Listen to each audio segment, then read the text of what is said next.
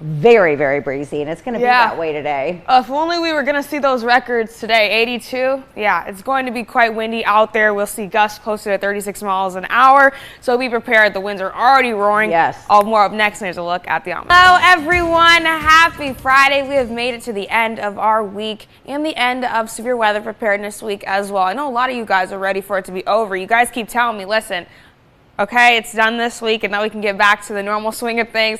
70-degree highs for today, though, and it will be warm and windy with some sunshine as well. You know, that's my favorite. Here's a live look right now from our West Home Furnishings Tower Cam. Nice views across the city of Joplin out there. And we can see kind of the camera starting to shake a little bit. That is just due to the fact that it is very windy. Expect to see gusts today close to 36 miles an hour, possibly a little higher than that. But our Freeman Health First Alert Doppler has a lot going on here. So all of this pink right here, yeah, we are under fire weather warnings. Those are expected to expire towards our afternoon tomorrow, and as we get, or possibly evening as well tonight, but depending on how those winds kind of come through, we will possibly see those expire tomorrow. Those do kind of shift over time. But also, Nevada and Miami, you guys are still under flood warning. Now that should expire this morning / early afternoon. You guys are just dealing with the brunt of both of those things.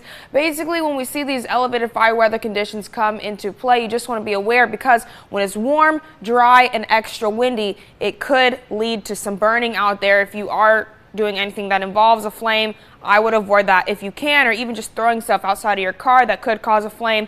Avoid that as well. But today, for our severe weather preparedness day, is focused on hail. You want to just be mindful of that, because a lot of the times when we do see some severe thunderstorms, or even just thunderstorms coming through like we did earlier this week, hail usually comes down. We're used to seeing, though, close to 1/4 of an inch of hail when it does come into our region, so that is closer to a pea size. But when it's coming down hard and it's more of a blowing hail out there, it can be a little bit intense, and when it does hit you, you will feel it. And like I mentioned, it is likely to come down with those strong thunderstorms that contain a strong updraft and downdraft as well. But we are getting used to seeing the 1/4 size hail closer to a pea size, which is nice for us, because I mean, it can get a lot worse. When I was seeing the different size hails, look at this, a softball.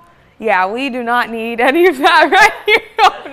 I'm just going to cover it because I don't even want to put that out there. But this is what we're used to seeing, more non-severe hail, as I mentioned, close to 1/4 of an inch, and then you start picking up as you get closer to an inch. Once you get to an inch, then you start seeing the severe type of hail come through, but we're not worried about that as much today. We're more so just going to be focused on those winds, and those winds are going to be closer to the 15 to 25 mile per hour gust range. We'll start to see them calm down this evening, closer to the 20 mile per hour gust range, and our low pressure system coming through will bring us that cold front. As it comes in, it'll bring temperatures down tomorrow. Also, some cloud cover should start to build into the region, bringing us a bit of a cooler day tomorrow as a whole in comparison to the 70s that we've been seeing so far. But next week, it's expected to be continuous days in the 70s, and we'll see these warnings and watches with the fire weather warnings continue to push into this evening. But our forecast highs for today: Joplin 71, Veneta 74, and Grove 73. You notice how I'm only talking about the 70s, still some 60s